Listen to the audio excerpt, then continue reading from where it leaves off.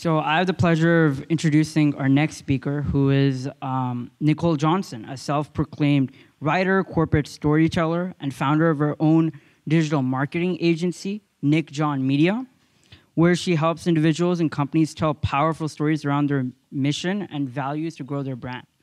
She earned her political science and law degrees from UCLA and the University of Maryland School of Law, while simultaneously working in the business affairs unit at 20th Century Fox and National Public Radio's Office of General Counsel in DC. She spent the next 2 decades telling countless stories through nascent digital, web, and social media platforms. She has helped launch publications and brands, pioneer new media formats, craft impactful narratives, establish partnerships, manage editorial pipelines, roll out innovative content programs, grow audiences, and inspire global teams. Throughout her career, she has worked with founders, CEOs, best-selling authors, studio executives, public broadcasting personalities, global companies, and agile startups, helping to articulate, refine, and share stories that define them. You've seen her be featured on Forbes, Business Insider, Fast Company, and World Economic Forum, and speak at the Watermark Conference for Women and Women in Tech International. In addition, we have the pleasure of having Kiel Murray, an accomplished screenwriter at Pixar. We've seen her work in the Academy Award-nominated Cars, Cars 3, Kilo, and Green Thumb. But I don't want to spoil the rest of the presentation. So without further ado, Nicole Johnson.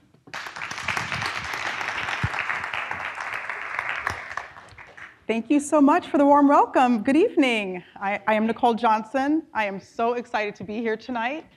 I'm honored and privileged to be part of the Distinguished Lecture Series here at Cal. I didn't go to Cal, but I feel like I grew up around Cal. I'm an LA transplant. I moved here in high school, and I spent many a weekend eating Blondie's Pizza just down the way. So it's truly an honor to be here. I want to thank Vicki Howell for the gracious invitation and opportunity to come and share my passion with you today. I'd like to also thank Kiel Murray. I'm honored and thrilled to share the stage with her in a moment. Kiel is a veteran storyteller who has helped directors shape their stories for over 12 years and counting. So I am really thrilled. I also want to thank you, the students. You are the next generation of leaders, of entrepreneurs, and even storytellers. So I just want to applaud you tonight for all the hard work you're doing in moving this forward. So I remember sitting in an auditorium just like this in sunny Southern California. I had no idea what I would do after graduation. Here I am, figuring out my tassel and a bad haircut. So in the next several decades, actually, my senior year, I worked for an LA prominent entertainment attorney. I clerked with him before graduating, and then right upon graduation, I was able to work for 20th Century Fox in the business affairs unit, like he mentioned in the introduction. That would shape the next 20 years of my life. So since this time, in the 2 decades that followed, I would graduate from law school, obtain a clerkship at National Public Radio in Washington, DC. I would come back to California and work in and around Silicon Valley as a senior legal technology consultant, working with big firm lawyers, convincing them that the internet was the way to go for legal research. I would do that for 5 years until off-ramping to give birth to 3 little girls, not all at the same time. After the birth of my 3rd daughter, I decided that I needed a rest and I was going back to work. So I ended up landing a job at the largest asset management company in the world as a content strategist telling the stories of within a new personal investor channel. That was far easier than raising 3 kids. So I would then go on to tell the corporate stories of tech founders and CEOs and startups before launching my own agency, NicJohn Media. And our mission is simply to help individuals and companies to tell better stories. So a couple quick takeaways before we get into the topic of the day. Never underestimate the power of an internship. That first job as a senior in college with the entertainment attorney, it was unpaid. I usually got coffee or read scripts at best. However, the value of the experience and the network and the exposure to the industry was invaluable. Your passion will find you. So in the movie The Last of the Mohicans, I don't know if anyone saw that, Hawkeye said to his lover, no matter where you go, no matter what you do, no matter how long it takes, I will find you. Well, that's what happened to me with storytelling. Whether I was in Washington, D.C., or Los Angeles, or the Bay Area, my passion for telling stories found me. I found a way in D.C. to work for National Public Radio, and that was the industry there. I found a way in Silicon Valley to map out my story and work for the tech companies and tell their stories. So I just want to encourage you that if you find yourself outside of Silicon Valley, don't worry, because innovation and passion has no geographical limits. So this has been shared before on this stage, but it bears repeating. Treat everybody the same, and second to that is get to know people outside your comfort zone. This is something that I had to learn the last 5 years, I would say. The first one is self-explanatory, just be nice. Getting to know people out of your comfort zone, it means like talking and being friends with people that don't look like you, who are not in your same subject matter expertise. If you're an engineer, get to know the marketing folks. If you're a marketer, get to know sales. If you're in sales, get to know the product guys. If you're in senior leadership and management, become BFFs with the customer success team, because that's what your company in the future will want to serve. This is interesting. Be careful what you post on social media. So when I was in college, we didn't have cell phones. We had to do it the old-fashioned way and talk to each other in person. So when I got to law school, I was given my first email account. I thought I was in heaven. I thought this was so cool. I'm able to talk to my family, my friends at other colleges. I thought I was in heaven. As a storyteller, I just used it all the time, thought, oh, wow, I could text and chat, and I couldn't text yet, but I could chat on the messaging. So I think this is really important for you today, because when I was in my 20s, I'm kind of glad we didn't have social media. I don't remember what you would have seen, but Facebook has only been around about 15 years. And so there's a lot to be said about what follows you online. So keep in mind what you share. It's public, and privacy things aren't figured out yet. So just be careful what you post. Be fearless. This is kind of self-explanatory, but when I launched my agency over a year ago, I had absolutely no idea what I was doing, but I knew I was meant to do it. You kind of have to have this crazy idea that everything's just going to work out. So I just encourage you to be fearless in whatever it is that you want to do. Just go do it. And then last but not least, I've learned to invest in yourself. After working for so many different people and serving my family and serving my kids and serving my friends, I had to realize that you have to stop and invest and take stock in yourself. And what that means is invest in your health, invest in your friendships, invest in your hobbies, because there is life outside of work, and I know sometimes it can be hard to believe in the Valley. So please take the time for that. So I'm here today to talk to you about the power and importance of storytelling. I'm not an engineer, and I did not build an app, but I've worked with many of them, and I understand the value of using storytelling in really whatever you want to do. So before I ask Kiel to join me on the stage, I just want to briefly walk through the goals for today. We want to identify what is story, why does story matter, and how to tell your story.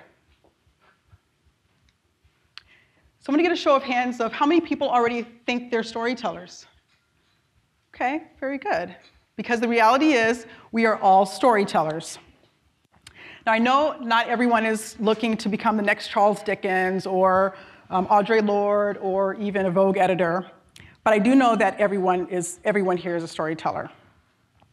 Every tweet you make, every swipe, every gesture, every conversation, you're telling a story.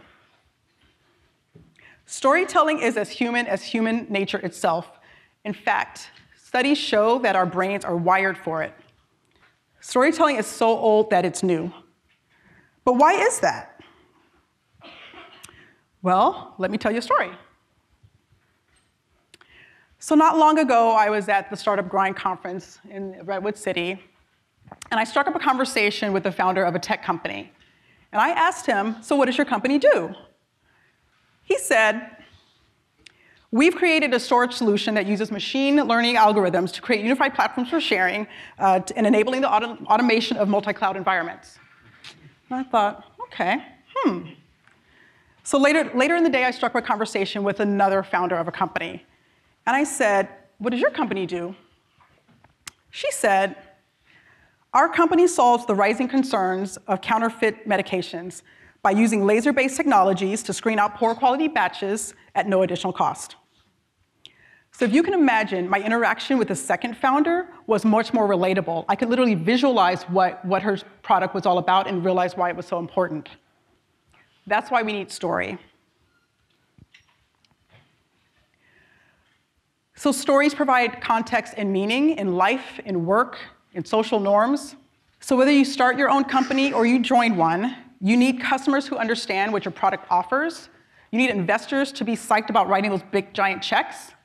You need the media and analysts to understand why they should be telling your story and why it's so cool. And you also need to attract talented, smart people to help grow your brand. So after 15 years of working with global companies and agile startups, I've learned that the ability to truly connect with your target audience is to connect with them on a human level, and that's by telling engaging and authentic stories.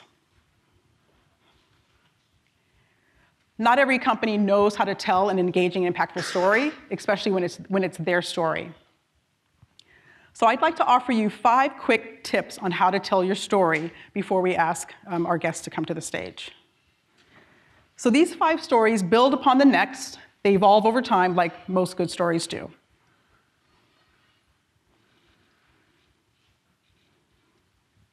Okay, story number 1. We've built a better mousetrap. This is your typical Silicon Valley tech innovation story. This is where you've taken a highly used product or service and you've created a better version of itself. This is the story that if you're not careful, you'll sound like that guy at the conference. Which is why we need story number 2. That should be a 1 there, I'm not sure what that is. Story number 2, bigger, better, faster, more convenient. So this is the scenario where we've taken something that's a hassle, clunky, hard to use, inaccessible, and we've made it cheaper, better, fun, more convenient, more accessible.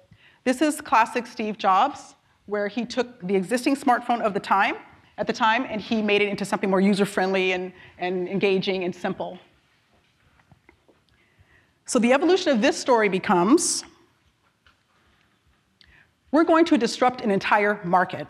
There's such a bottleneck out there that once we get rid of it, we're going to unlock all of this value, and no one will do anything the same way again, and all of our competitors will look like they're still in the dark ages. So at this point, investors and members of the media are really getting interested in your story. Which, maybe you're going to talk about it. Why did you use that picture? it's the buggy days, industrial. I mean, like literally. It looks like it's a Model T, which was right. hugely disruptive with the process for creating a car. There you go. This leads us to story number 4. We're just going to change the way everybody does everything. We're going to change the way people work, the way people shop, the way people view the hospitality industry. We're just going to change it all. We're all familiar with these companies. These are your unicorns. Some strategists even suggest that every company that is doing something interesting with technology has the potential to become one. So this is 4. What could possibly top this? Anyone have an idea? Number 5, we're changing the world. Everything everyone does in the world, we're just going to make everyone's life better. This is the story where these are companies who aim for social, political, and societal changes. Not every company has this story when first starting out, but they do have the potential to get there. Amazon started out as a book alternative reseller, and now it's on its way to change the world. So how do these stories fit together? Well, they're all part of a company's DNA. It's of its founders, its mission, its goals, its people, and its product. So instead of saying once upon a time, think of your story and by saying to yourself, imagine a future where. If you could answer that question, then you're on your path to conveying a story for your product or venture, whatever's next. And just really quickly, Nike doesn't sell shoes and apparel. It celebrates athletes, and they're on a mission to bring inspiration and innovation to every athlete in the world. Tesla doesn't manufacture cars. They're accelerating the world's transition to sustainable energy. Warby Parker, they're not an eyeglass company. They're helping the world to see more clearly. And they're making a huge impact with its buy one pair, give one pair program. And finally, Copia, which was literally founded outside of these doors in Berkeley. I think she was here before as a speaker. She's not just a tech company that uses an app to facilitate deliveries of donated food. They're solving the world's dumbest problem, hunger, by connecting those with excess food with people in need. Maybe you said this, but 3 of those 4 companies are UC Berkeley founders, by the way. Awesome, awesome. So before I ask Kiel to join me on the stage, I'm going to take a minute and have us watch Cars 3. So as you view it, I'd like you to think about the overarching story that makes up the premise of the film. So if you're familiar with the Cars franchise, it's about a race car driver, Lightning McQueen, who in the original series was a champion racer. And by the last series, he sets out to prove to a new generation of high-tech cars that he is still the best race car driver in the world. So as you think about this, the premise of the story is this. What do you do when you're not as fast anymore and you have people behind you that are faster? Do you crumple or do you rise up and change? Ready? You are about to become the biggest brand in racing. Movie deals, infomercials, product endorsements. You think you're famous now? You'll be rich beyond belief. Mr. Sherman, what is this about? Your legacy. Every time you lose, you damage yourself. I'm sorry. Your racing days are coming to an end.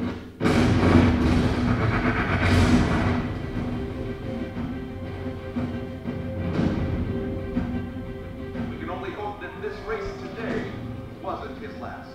I decide when I'm done. How you feeling? I can't go out on the track and do the same old thing. It won't work. Futile to resist change, man. You know what I did? What? I don't know. I got nothing. I am so excited to train you. I like a challenge. I call you my senior project. On the mark. Get set. And go. Whoa, whoa, whoa. The beat ate me. Jackson Storm set a new record today when he pulled off the fastest lap ever recorded. How you feeling? See the latest record Storm's been Have setting? you given any thought to retirement? This is my last chance, Cruz. Last. If I lose, I never get to do this again. Don't fear failure. Be afraid of not having the chance. You have the chance. I used to watch you on TV, flying through the air. You seem so fearless. I wish I knew what that felt like.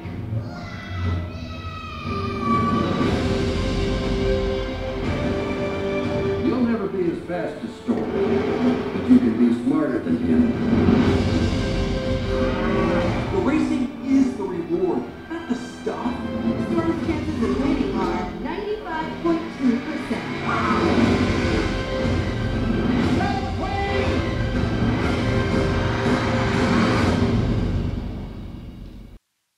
Please join me in welcoming one of the writers of Cars 3, Kiel Murray. You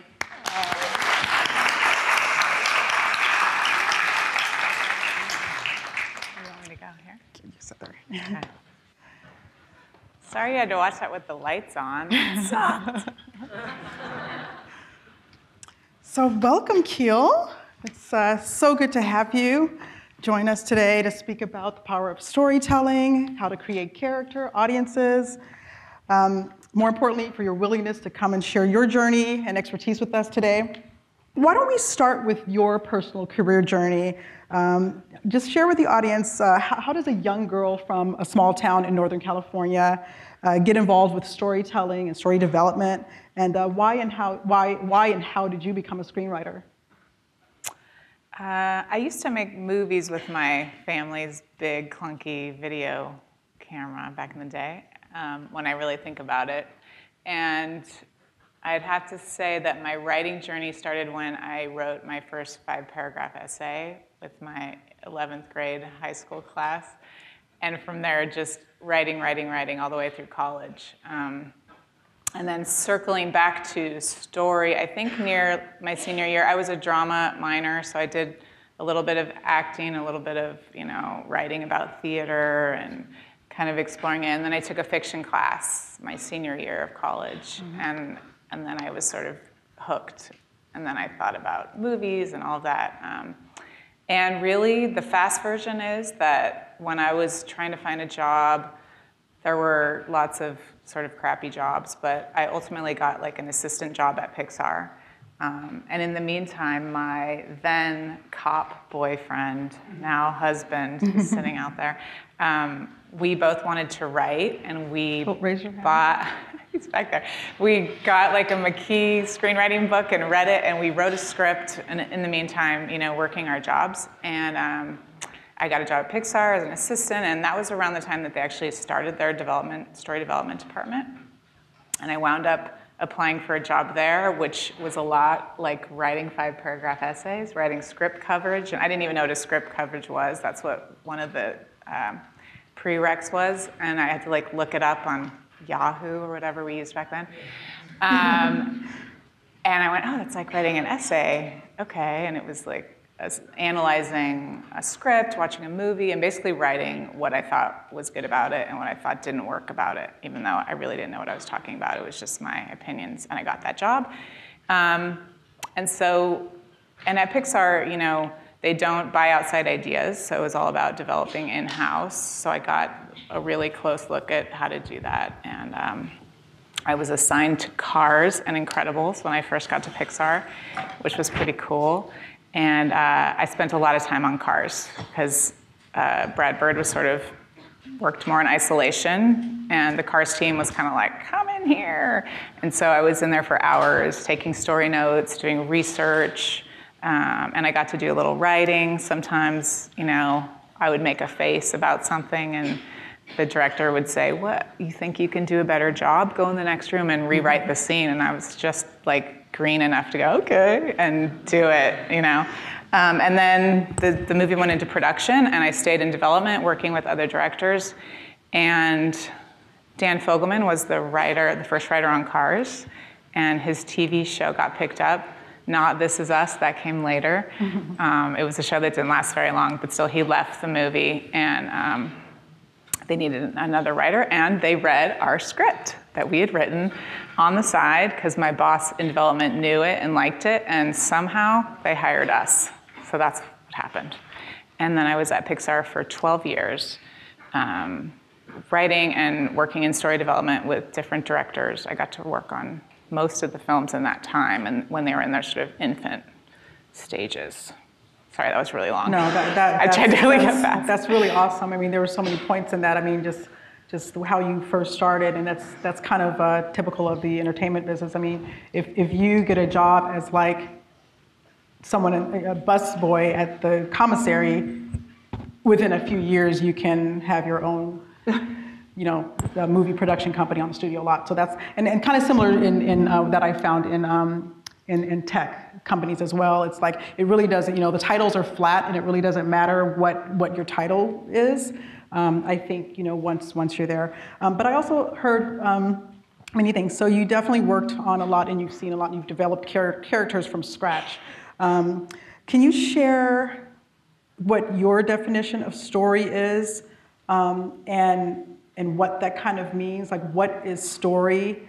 What does that really mean? And kind of secondary to that, how do you come up with the character? How do you just come up with that creatively? I know that comparing it to the business side, story kind of and character kind of comes from your customers and the product and the mission of the company or the founders.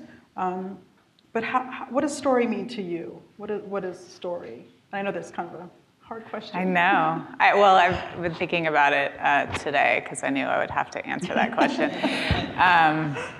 It's such a weird thing to try to define, but I think at its simplest, story is just like life.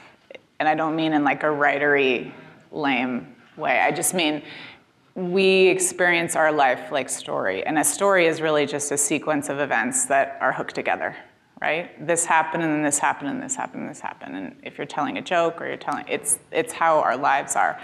But I think why I think it's important, or what was your question?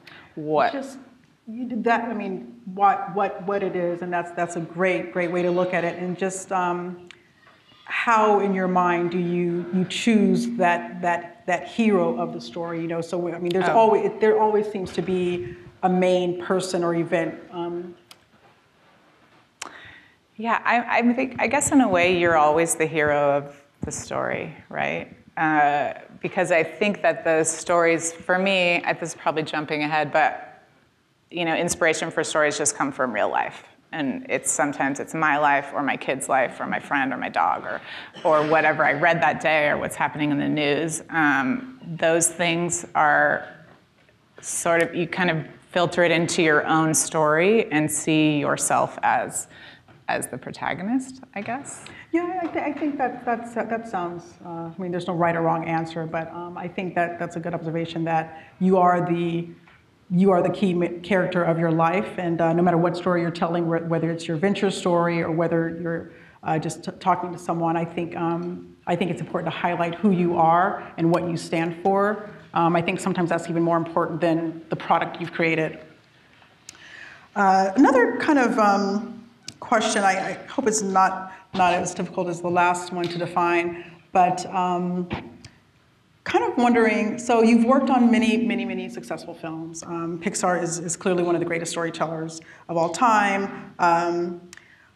What do you think is attributable to a story's success? Like, why do you think that picture after picture after picture that they've created seems to be a success, a hit movie? I mean, and I'm sure there were many that didn't even make it off of the floor, but of the ones that did, what makes a good story? And I know that's a little different than what is story, but yeah. What makes a good story? Is it, you know, beginning and an end? Is it like, is there something in there that takes on a twist? Is it kind of on the premise that we showed for Cars 3, like that overarching message?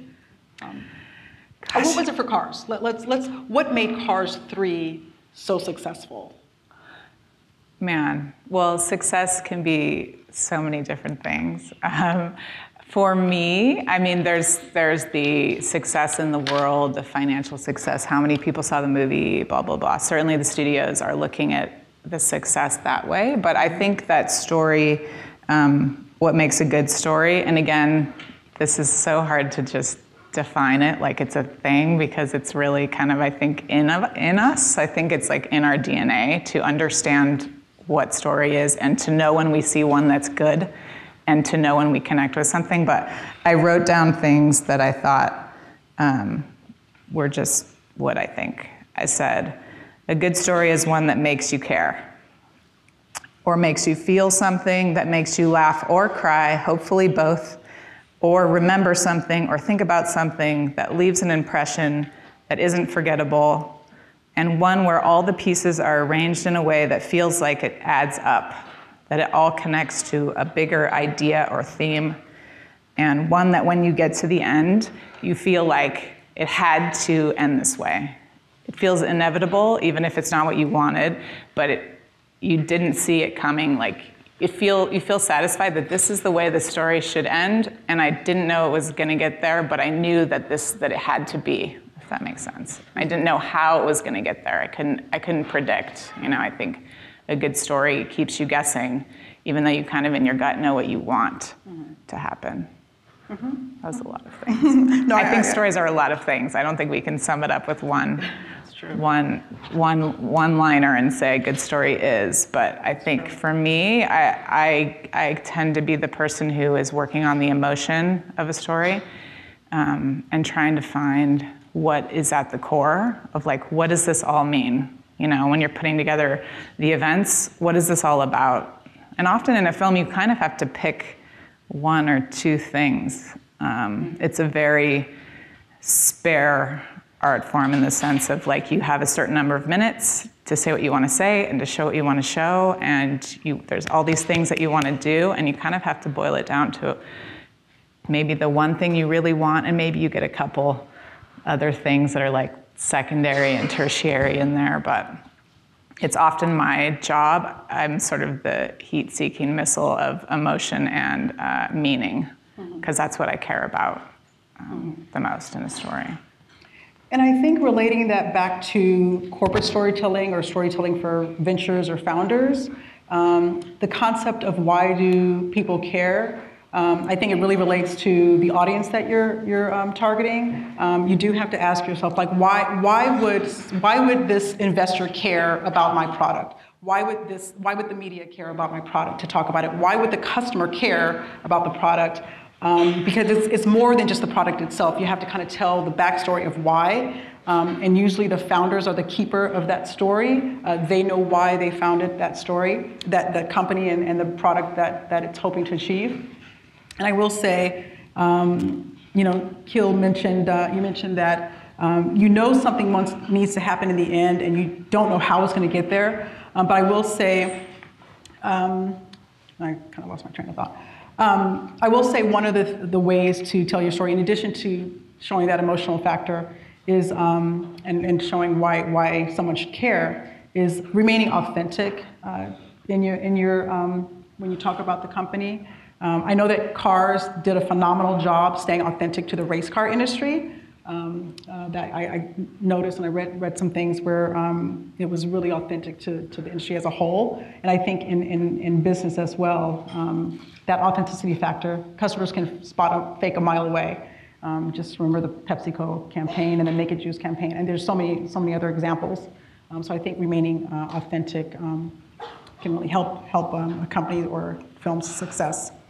Yeah, I mean, I think if you can get the person who knows the most about the thing that you're talking about it to like it, then you're golden. Because you're going to get the people that laugh at Mater or think whatever, but the people who do that for a living, if they look at it and go, this is legit, you're starting at such a higher place. Good point. And then also, too, the other thing that I picked up, from Cars original to Cars 3, I saw the evolution of the story, and I talked about the 5 different stories a company can tell, and I thought it was interesting, and I think it's good to point out that your story does evolve over time. In the beginning, it just might be something that you're doing, a project that you're working on, but in the end, it will evolve to something totally different. Kiel, Yeah. I'm wondering, would you mind just taking us into, you said that they called you into the room, kind of like, hey, we're working on this. What happens as you all are working together? I mean, it's a group of you, right? I'm just wondering if you could paint that picture for us, what it's like to be working with these people. I mean, back then I was the teamwork. the low girl on the totem pole, so I was literally there to write down almost everything that they said. So I was just typing really, really fast, and also because my brain was listening and trying to think, like, well, what would I do? Well, if they asked me, what would I say? I was just doing that the whole time, not ever expecting anyone to notice. How many people are in that room? On Cars, that in the early days, it was like 4 people. It was the director and... Bouncing off of each other? Yeah, pretty much. I mean, you're just... it's a lot of what if this happens, and then when you have something, it's working it and reworking it. And I mean, in terms of the Pixar Success, I would have to say that, I mean, it's well known the emphasis on story is #1, and that's true, and it's said over and over again, and it's true. But also, they just spend a lot of time.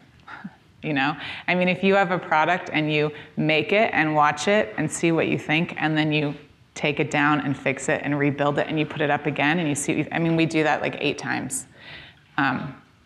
So the whole process is 4 to 5 years sometimes. And I mean, when I was there working in development, people would call on the phone and say, hi, we're so-and-so company in LA and we want to model our development process on yours, so tell us what to do. And I would say, are you going to spend 5 years making a movie? And they'd go, click.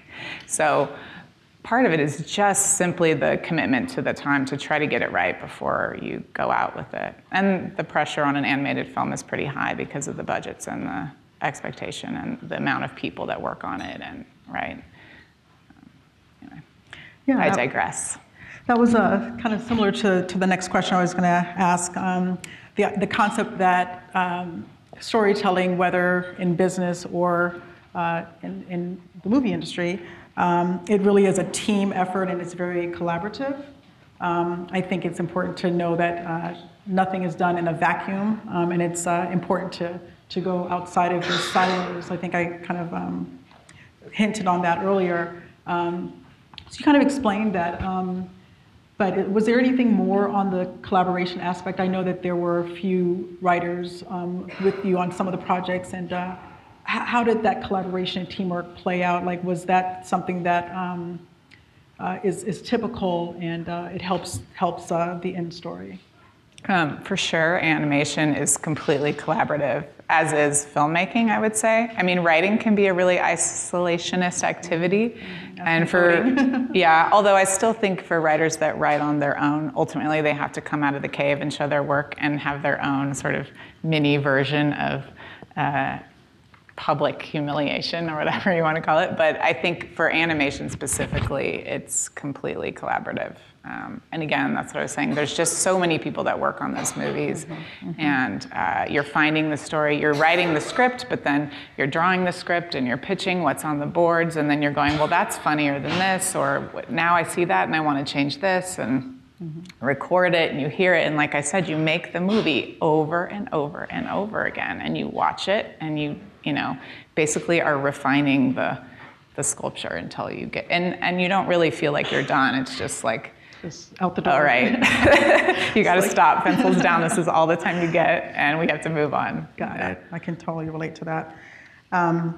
So switching gears a little bit, so I want to kind of explore the idea that there was gender representation in Cars 3. One of the characters, I think her name was Cruz Ramirez. She was she played a pivotal role in the movie, helping Lightning McQueen get up to speed, so to speak. I just made that one up. So was that intentional? Because there's this thing in Silicon Valley where some, representation does matter, even though I know that many people have struggled with that. And just relating it to innovation tech companies, I think it's something that developers and marketers and sales and leadership needs to be mindful of across the board, and when you're making the product, when you're making the marketing materials, everything. So I thought that was unique. So was that intentional to introduce the female character?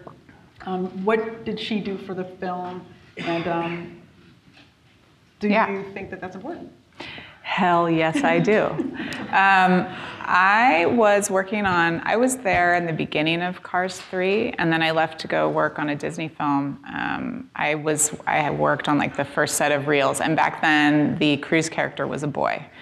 And then I went to Disney and I was gone, and at some point years later when they were, 2 years later, I got a call saying, Pixar wants you to come work on this movie.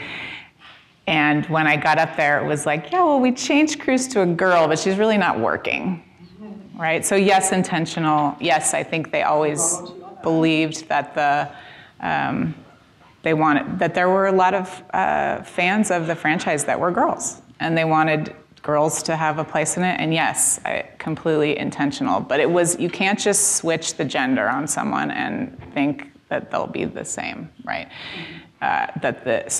We had to just build a new character. And it wasn't just me, there were two of us, and one of us was kind of tasked with making her charming and funny, and that was Bob Peterson, who's a charming and funny man.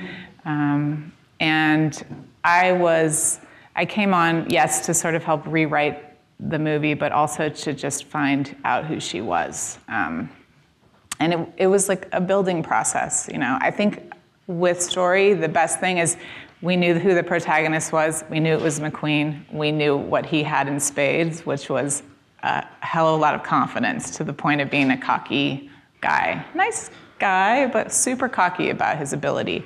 So I thought, well, and I always wanted him to be a mentor in this story, and it went back and forth. But when I got to work on it, I was like, we're gonna make him the mentor for sure. But I wanted to pair him with someone with no confidence, basically, because I thought that would be something that he has to give, right? And so that's what I started with, and then I started thinking about confidence and confidence in girls, and I started reading about it, and then I started reading about the confidence gap stuff, which was great. It was great to have like a real sort of research touchstone that was timely in the culture. I have a now 14-year-old daughter, but she was 12 at the time, and I was seeing all the stuff that I was reading about playing out with her. Just the sort of natural confidence, not always, but across the board in boys that girls don't always have. And I literally came home from work one day when I was working on this, and my daughter had gone to a volleyball tryout that day, and I asked her how it went, and she said, "Oh, Mom, I was the worst. It went terrible. I'm sure I didn't make the team." And I have two boys, and my younger one had gone to a soccer tryout that day, and he said, "Oh, Mom, it was great. I'm the best player. I know that I made the team." And I was like, what? It was just completely with what I was working on. And so I started trying that out. I mean, with that character, and often with a sub-character, you don't have a lot of screen time, so it's very, you gotta pack it all into maybe a scene, you know, without sounding like a preachy person, but you wanna get her story. So that was a real challenge, trying to find the amount. But so I tried out the confidence gap stuff. I kind of wrote a scene with it, and we ended up casting Cristela Alonso, and she was awesome, and I got to talk to her about her real life and breaking into comedy and being a woman of color and growing up in a really poor town, and having her her mom say, "Well, dream small, honey," you know, because she didn't want her to get her heart broken. And so there was Cristela and her real life story, there was my daughter, there was the confidence gap, and then I tried this, I wrote a scene where I packed all this stuff into it, and I didn't know how women in the studio would feel. And we had a lunch, which we just sort of had a topic of the confidence gap. And I had written a line in the scene where, at the end of the scene, where she kind of tells her story, where she says, she asks McQueen, like, "Well, what was it like for you, you know, that first race? How did you know you could do it?" And he says, "Well, I guess I just never really thought I couldn't."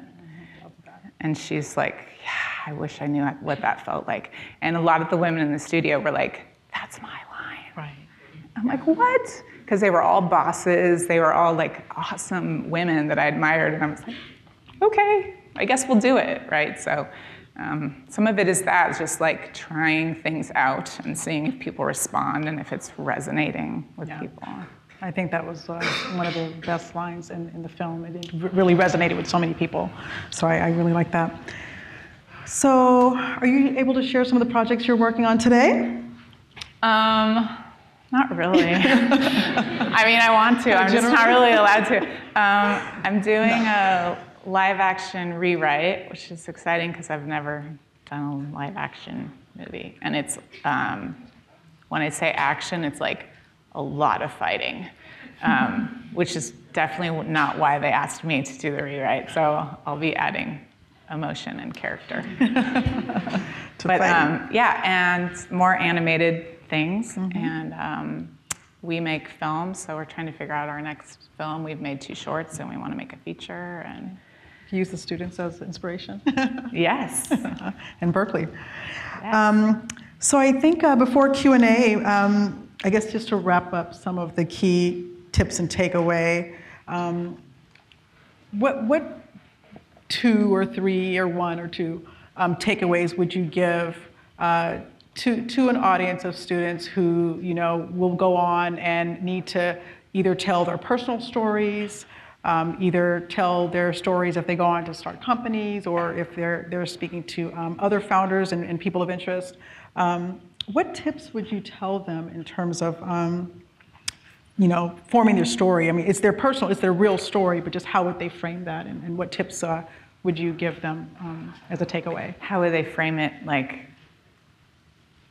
online? What do you mean? Like, no, so just shape their story. So the difference between talking about just their product, framing it on why they're doing it. Oh, well, I mean, I've actually worked with so many directors that are pitching stories, there must be crossover when you're pitching a pitching product investors. because we always say, tell us your personal connection to it, first of all, because that's what we're most interested in. And if that's, I got this idea when I was, driving my daughter to school and she said blah, blah, whatever it is, how you're personally connected to it is the most compelling. And then also why you want to do it.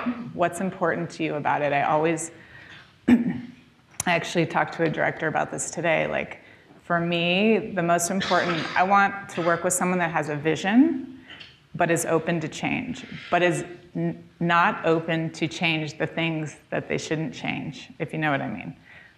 You want to be able to hear feedback and take in new ideas and really listen to the smart people around you. And also, you have to be like dead set on the thing that you won't compromise. I would say that, at least for a story. Otherwise, you can go into the room and come out 2 hours later, and it's a totally different story about something else. And 4 years later, you're like, this isn't what I was trying to do.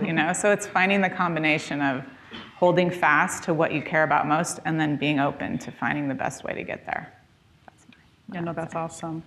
I think the only thing that I would add as a key takeaway is truly get to know your customers or target audience and whoever it is you're talking to. So if it's a professor, if it's a potential employer, if it's a potential customer later on, I think knowing who they are, because that can also frame what you're saying.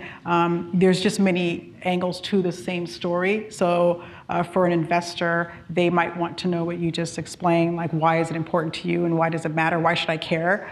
Whereas to the consumer who might buy your product, they might want to know just how fast is it and is it efficient? So I think knowing who you're speaking with is something that I've guided myself with whatever company I've worked with as well. So I'd like to thank you for that. I think we're going to move into a brief Q&A, but thank you very much for sharing that.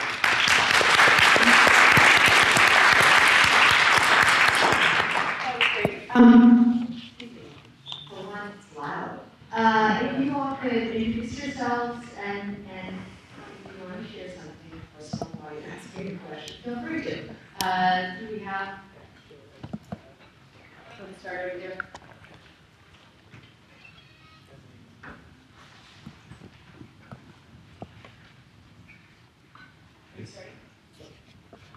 Can you hear me?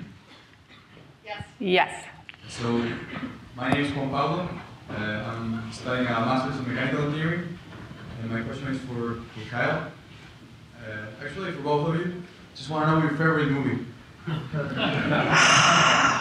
I told myself today someone's going to ask that. I spent way too much time thinking about why story is important.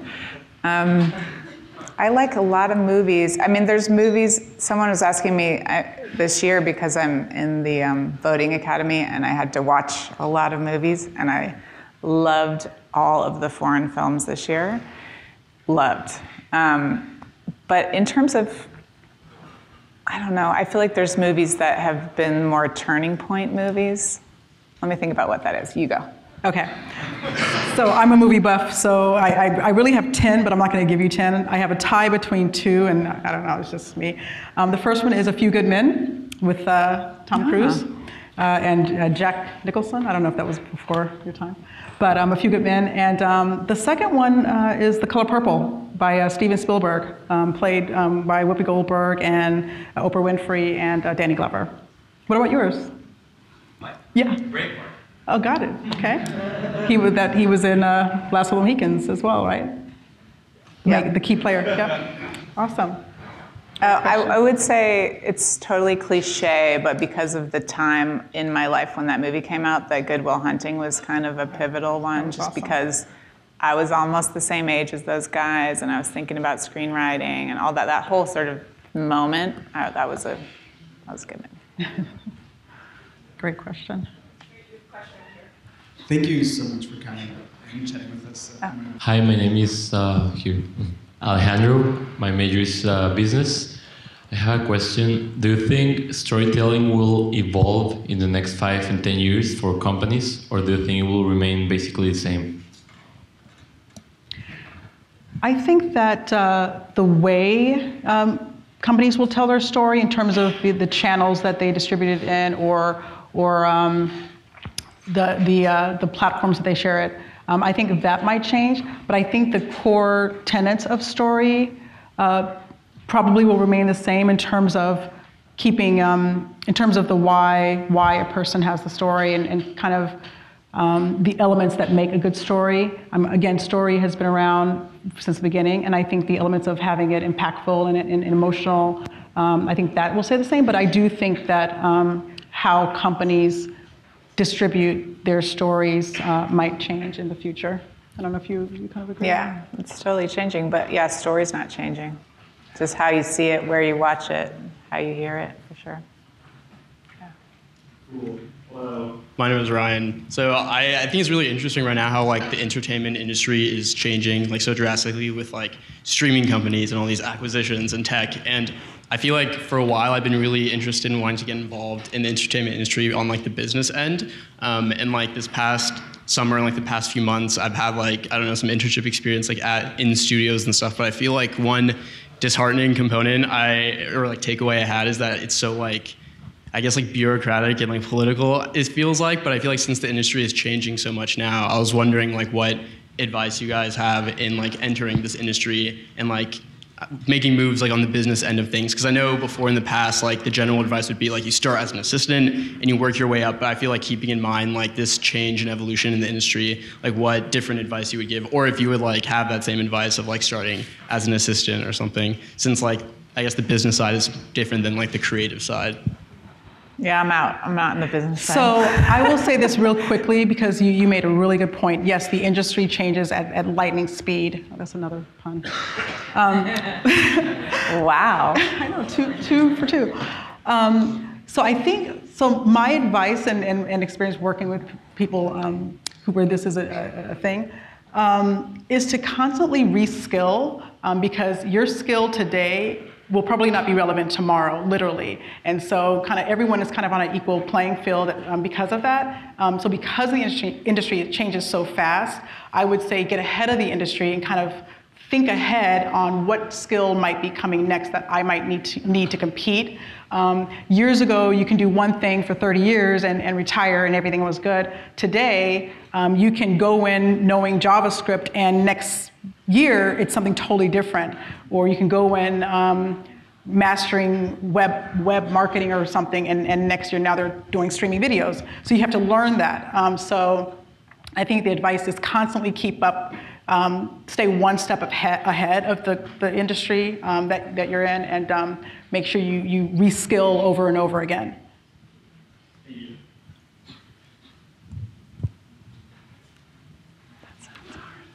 Hi there. I'm Derek. I'm a data science major. I'm a senior. And my favorite movie is Cars, I should add. But my question is about telling the difference between a long and a short story.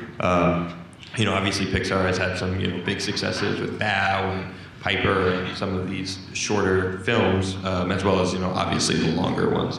As well as more on the business side, you know, there's a lot of like one-off little you know, stories that happen when starting a business and, you know, finding your path to success. So I guess my question is, what do you guys view as the main difference between, or like how do you, like, are there key differences between them, and what, do you have any like thoughts on that? Between a short and a long? Yep. Not really. I mean, yes, I have thoughts, but I don't think there's a lot of difference. I think it's really hard to tell a great short story. And I worked for many years in the development department. We were the ones that helped people pitch their shorts and helped kind of figure out which ones should go before the committee, basically. And it's like doing the same thing but in miniature, right? So what's hard about it is finding a satisfying way to get in and out, basically a satisfying ending to a short. I know that my husband, like the bane of his existence is when he pitches me a story and then I say, sounds like a really good short. But that's only because there is a certain amount of content or story that you need for a longer form story that you don't necessarily need for a short story, but what you have has all like the same rules, you know, the same needs of for entertainment and emotion and beginning, middle, and end and all of that. So it's hard. It's hard to tell a good short. In some ways, I think it's harder to tell a good short than a long film. And in business, the difference between it could be the difference of a long form piece of content and an image on Facebook. It's the same story, same tone, same theme, same message, but it's being told in different ways. One is long, one is short. It's funny because I watched all the shorts that were up for Oscars this year, both the animated and the live action, and the quality was so, so high. Like the visual storytelling, the acting, it's like that you watch them and you go, well, this is beautiful and this person is so good at it. But in the end, the short that won and the one that I voted for that also ended up winning, I won't give away what the story is, but in that story you could go read about it after. The punch of the ending is so extreme that you're left with something. And I think that a good short kind of gives you, it doesn't have to be like a dramatic punch, but it kind of has a satisfying something so that it's not just about, oh, this was a great, cute little movie. It's like, and again, it doesn't have to be dramatic, it could be comedic, but if you go look up which one won and you watch them all, it doesn't have the best acting, it doesn't have the best writing. There was actually cringy moments in the beginning of the movie where I was like, oh no, but then when it wrapped up, I was like, oh, this is the one that's gonna stick with me though. I'm gonna vote for this, so. And that was Pixar's first female-directed short. Oh, I'm talking about the live-action ones, but yes, the Pixar short Bao did win as well, yeah. So where do you see those? You can just look them up online? Just like everywhere. Yeah, I think that the ones, you're right, normally it's pretty hard. I think, though, since it won the Oscar, that it's probably out there, maybe on iTunes or something. Yeah. It's in the back of the film theater, I think. Hi, Nicole and Kiel. Thank you for coming today. My name's Katie. I actually had two potentially spicy questions. The first one is, so you talked about confidence in young girls and in women and how Cruz kind of found that mentorship and that confidence aspect by looking up to like Lightning. And I'm wondering what dynamic you think that kind of created the fact that she was looking for a confidence mentor in a male character rather than another female character, and whether that's something you kind of considered. Because I know, of course, like Lightning's the main character, but also. Yeah, for me personally, I thought it was awesome because I have had great male mentors, and I think this idea that men can't be mentors for women, or that somehow we should not take advantage of gifts or mentorship given out by men is a misnomer. And especially if you work in an industry where there aren't a lot of women that can be your mentor, you got to take it where it comes. And yes, McQueen was the main character, and really, in the end, I would say in a story, it was more important for him to make the change than to decide whether she was a girl or a boy. But I think, yeah, for me, I thought that was a strength. But I get it, I totally get the point. Yeah. And there is this sort of like, oh, a man gave you that, but I didn't really think so. I think he gave her the opportunity and she had to step into it or not step into it, and she had to make the choice. My second question, because Kiel, you brought up the Oscars and the Academy, thoughts on the Green Book? I thought Green Book was the most accessible, pleasurable film. It wasn't my favorite, but I liked it. And I know Mahershala, he went to St. Mary's, I was excited for him, and I really enjoyed it. It was something that my whole family could watch. It was on that level. I thought it was really successful, but I didn't think it was the sort of groundbreaking, big, giant film that I kind of want for the Oscar winner. I'm biased like that. Nicole, any thoughts? On that one? I agree with her. Good film, but I definitely don't. I think there should have been another one that won in terms of the transformational message that came across in the film. We have a question. I'm going to throw a question out. So my name is Swetha. I'm a computer science and dance major just to keep with consistency. My question is centered around telling stories of those who you may not personally have the background or cultural context to be able to tell stories of. In particular, I'm thinking about moments related to the conversation around Bao when it first came out, in that people who had a cultural context very similar to the story in Bao had a very emotional and instantaneous connection to that story, whereas a lot of other people, I remember the Twitter reaction was initially like, why did she eat the dumpling? This is weird, this is funny. And that was very much contrasted with the very emotional reactions of people who felt that their story was being told for the first time. So I'm curious as to kind of what that thought process is like when putting together the stories of people who may not always see themselves represented in media, to make sure that you're doing those stories justice and honoring those backgrounds while still making sure it's accessible to audiences outside of those cultural contexts. That's a great question. I just think, we need more voices, women, men, every color. Pixar, they're working on doing that, and I think it's actually great that she won the Oscar, because I remember all that small controversy, but I don't know. A big thing in storytelling is that you want it to be in a specific voice, right? And she's great because she has a specific voice, and it may not be your thing, but the people that love her films are gonna love her films. It will never be generic, right? And that's what you're looking for in a storyteller, is someone, you're not gonna like every storyteller, but the ones that cut through are the ones that have their own story to tell, their own kind of texture and voice, and she has that. So she didn't need to win because plenty of people love the film, but it kind of spoke to, I think, that it did cross over, because in the end, I think the actors are the largest voting pool, right? So it's a little bit more of a populist vote in the end, which tells you some things, which is part of the Green Book win, I think, as well. But follow up on that, could you talk a little bit about your experiences on working on projects where you obviously you're not a car, but you've worked on many other projects too, where I'm sure that maybe those stories weren't necessarily the ones that came from your own personal experiences. Yeah, for sure, not being a car was an asset. No, actually not being a car person at all was an asset, because you can find the most amazing car people to tell you everything and show you everything, but the person that's gonna go, what? I don't get it. That's me, or I don't care. I don't want to know about the engine, blah, blah. I don't care. But so sometimes it's an asset. In terms of being authentic when it's not your culture and your story, I just think that's all about research. You have to really, really dive in and hopefully partner with someone that does have that culture. But if you can't do that, it's not always an option. You have to go there, meet those people, talk to those people, hang out with those people at a minimum. We have time for 2 questions. I know we have one down here, 1 or 2. Okay, go ahead.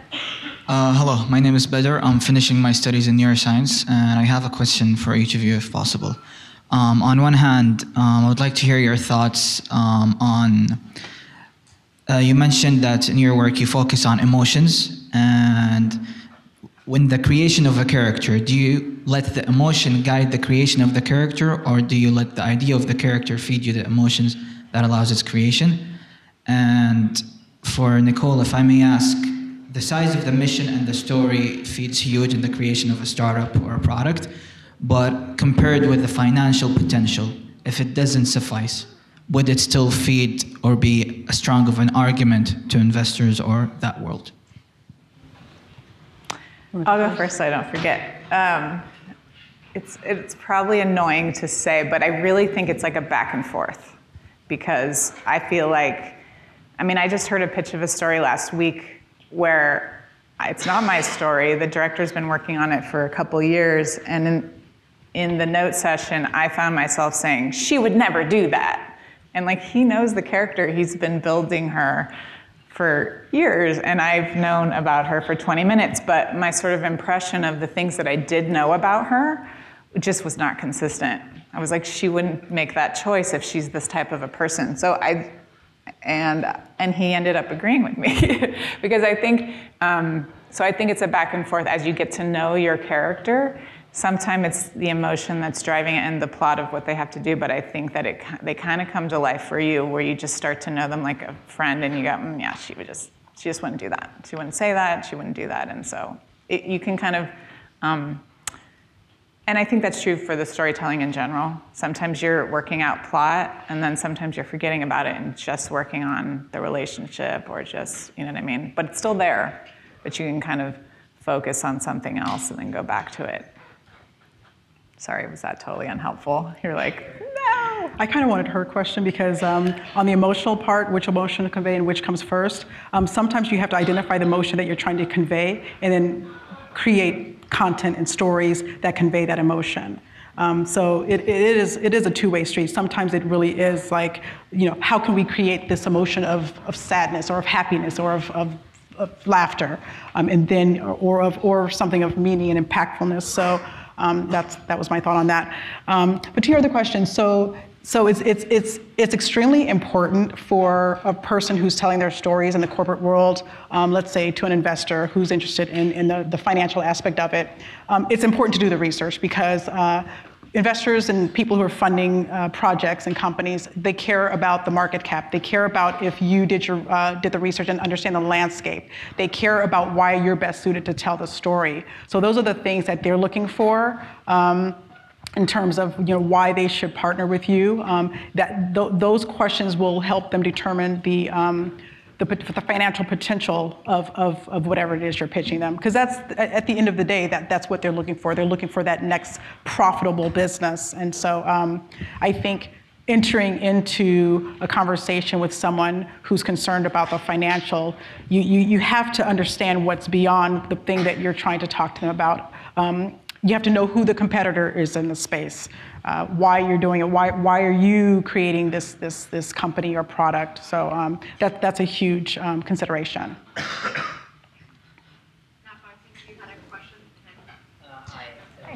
Hi, my name is Mona. I'm an energy engineering major.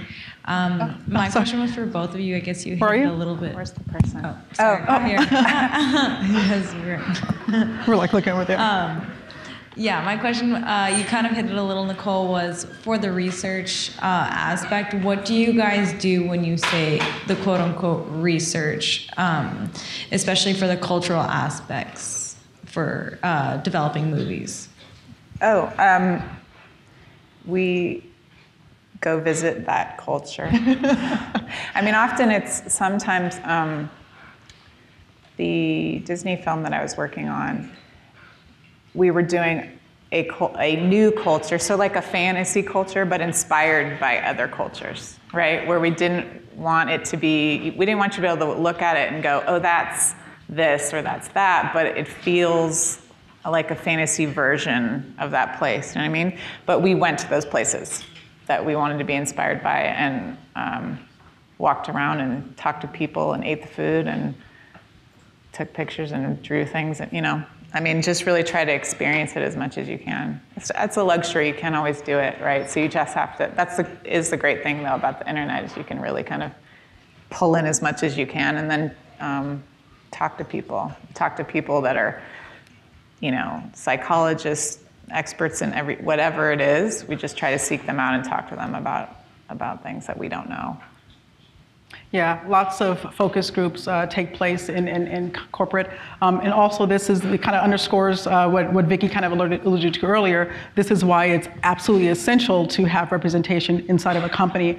And so, I mean, it's like you could research a culture, you could research a demographic, but it would behoove most companies to have a cross-representation of the demographic that they're trying to talk or speak or write about. I think that would be a good first step. Hi, so I'm Nafe. I think you already know who I am at this point. So I had a question about how you balance like the core story whenever you're writing like a script or something like that, and the world building that goes around it, like the sense of place, like the other like supporting characters, and how like you're supposed to balance that and how that comes into the process of writing a story. Do you mean balance, like how much time you spend, kind of, or? That, and then also, like in terms of how much screen time they take, like when it is a focus, when it isn't a focus, and how they work together to like create a cohesive narrative. Gosh, I think it just depends on the story. I mean, if you're doing a story that's a new world that you want, like an Avatar or something, you watch those movies and you can see how much time they have to spend to set up the world, but also how much of it is just, the world is so rich that it's just happening in the background of the story that you care about, which is the characters, the emotion, and the plot, right?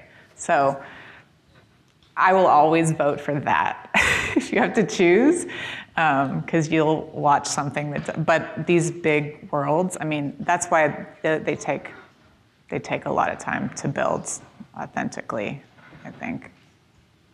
Yeah.